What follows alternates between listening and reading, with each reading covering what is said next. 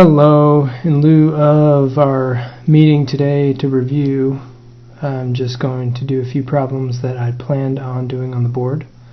This way you can review them, you can rewind, do anything you need to do, watch them over and over again, yada yada. So, let's get started. First one I wanted to do was on polarity and Lewis structures. So I've got these three molecules, and I'm going to draw the Lewis structure of each of them and then indicate the polarity, like where the partial negative charge, partial positive charge is going to be. So with the first one here, if I'm drawing the Lewis structure, remember if carbon is involved, carbon tends to be the central atom.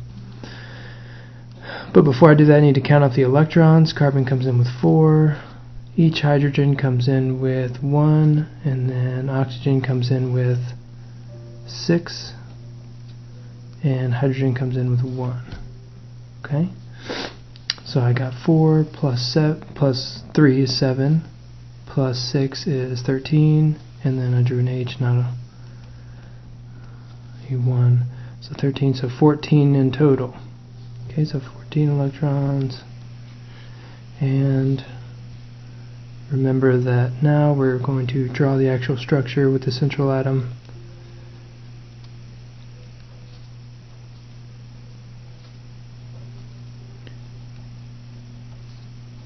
And the bonds. Okay.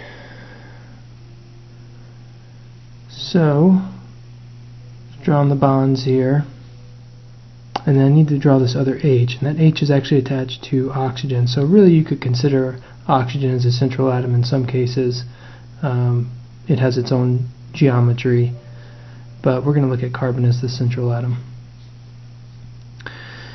So the H's are all happy, they all have their 2.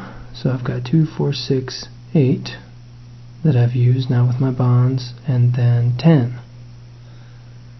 So 2, 4, 6, 8, 10 electrons I've used, which leaves me with 4 electrons. Carbon is happy, it has 8 around it. This hydrogen's happy, every other hydrogen's happy. The only one that doesn't have an octet is oxygen, so I'm going to fill in those extra lone pairs around oxygen. So now oxygen has access to 8. 2 here, and 2, 2. So now it has access to 8.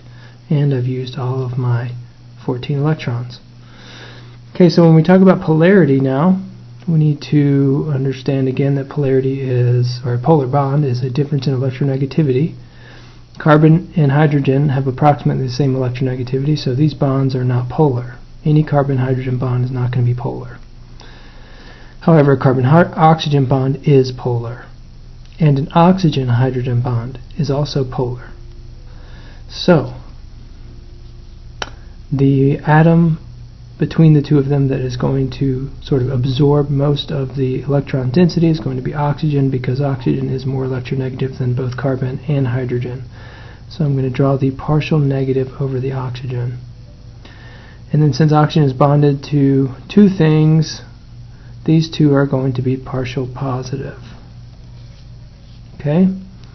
So the bulk of the electron density is going to center around oxygen, and then each one of these is going to be partially positive.